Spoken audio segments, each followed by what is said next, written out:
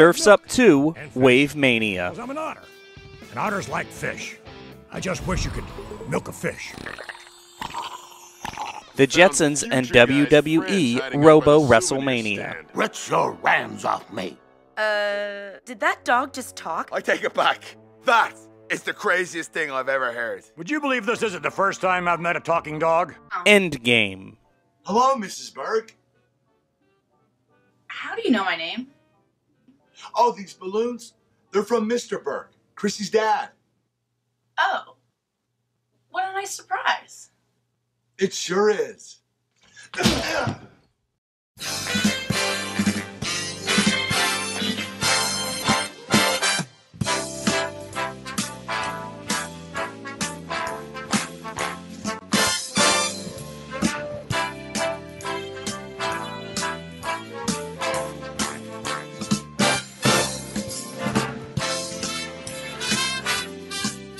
Welcome to this delightful episode of the Piledriving Critique. I'll be taking a look at two WWE animated crossovers and Kurt Angle's actorial debut. Remember, if you enjoy this video, to like and subscribe to my YouTube channel, and also check us out on Facebook at the Piledriving Critique, or if you want to follow me on Twitter and see my thoughts throughout the day on whatever it might be, whether it be wrestling, video games, what have you, check me out at MaskReviewer. Let's get this started with a crossover that no one was really asking for, so I don't know why it exists. Surf's Up to WaveMania is a direct-to-digital and DVD sequel to, you guessed it, The Penguins of Madagascar. Alright, I'm just kidding. It's Surf's Up. It's a joint project from Sony Animation and WWE Studios, and to leave it up to the WWE to produce a sequel almost 10 years after something's prime. Really cashing in on that nostalgia, guys, aren't you?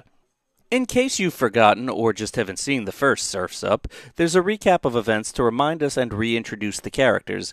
None of this is important to the story, but does pad the film's runtime and is a quick introduction to everyone and what's going on. Cody Maverick idolizes a group of surfers known as the Hang Five. The Five are some of the best surfers in the world and are played by the WWE superstars.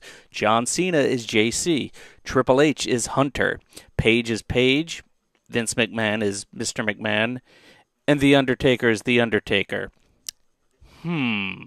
Why bother giving Triple H and John Cena nicknames?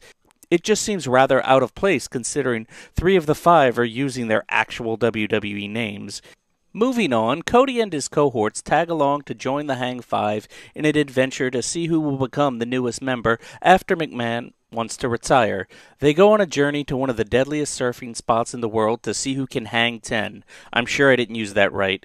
It's an uninteresting adventure with cheap computer animation, but if there's one thing I can say about these animated crossovers, it's that at least Vince McMahon and The Undertaker give 1,000% in their efforts and are good for a few laughs here and there. I love all you guys. Are you okay, big guy? I feel very peaceful. Must be the acupuncture. Seriously, I don't understand who Surf's Up to WaveMania is made for. Say you were 7 years old back in 2007 and saw the first in theaters, and maybe you were even a WWE fan at that age. But it's 10 years later. Those people are now 17 years old, and are they really going to want to watch Surf's Up 2 with WWE superstars? This is just really bizarre. Thankfully, though, there are better animated crossovers. The Jetsons and WWE Robo Wrestlemania is the latest Hanna-Barbera WWE crossover, and it's rather delightful. After being frozen for 100 years, the big show is thawed out by George Jetson. The world's largest athlete isn't too happy to discover that in the future, WWE superstars have been replaced with robots. At that moment, the big show uses his massive strength to take over WWE and uses the robot superstars to help him take over and dominate Orbit City. Naturally, it's up to the Jetsons family to travel back through time and enlist the help of WWE superstars to help stop the big show. Robo Wrestlemania is a surprisingly action-packed little feature, more so than I was expecting considering it's a Jetsons movie. It also features some really great animation, illustrating the fact that not all direct-to-DVD or digital animated specials have to look or feel cheap. There has yet to be a WWE Hanna-Barbera crossover to disappoint me. They've been all great and really absurd in their own way. These should not work in theory, but you know what I really want to see? WWE Wacky Races.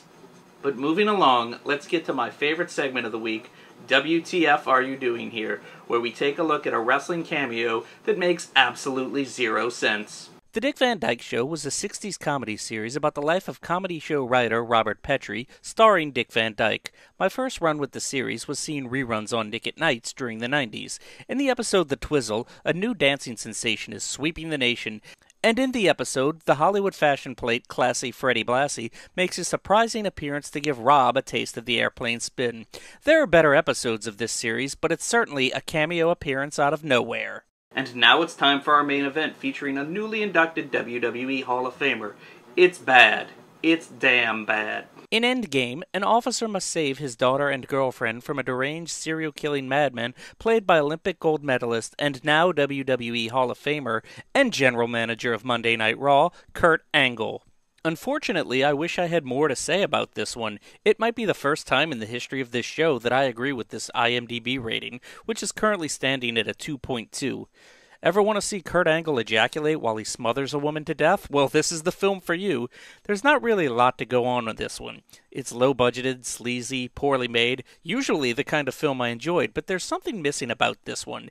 It just doesn't have it. Endgame may have been a horrible acting debut for Kurt Angle, but luckily for us, he's been in much more entertaining things like River of Darkness and the Sharknado series. Well, that about wraps up this episode of the Piledriving Critique. I'll see you next time, in 6 months, maybe longer, whenever I get time to do one of these things. I'm just kidding. I'm hopefully going to try and get these out more frequently. I'll see you next time, and remember, this is the Piledriving Critique where professional wrestling meets pop culture.